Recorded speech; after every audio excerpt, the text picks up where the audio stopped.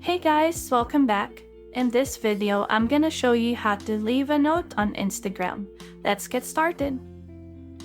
First, open up your Instagram app and click the paper airplane icon at the top right corner of your screen to go to your DMs.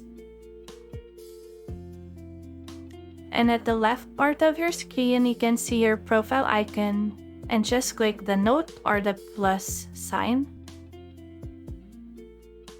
And just enter your note, which is up to 60 characters.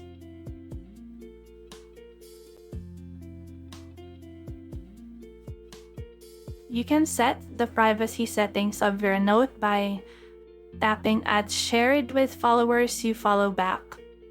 So you may choose to show it to your followers or to your close friends.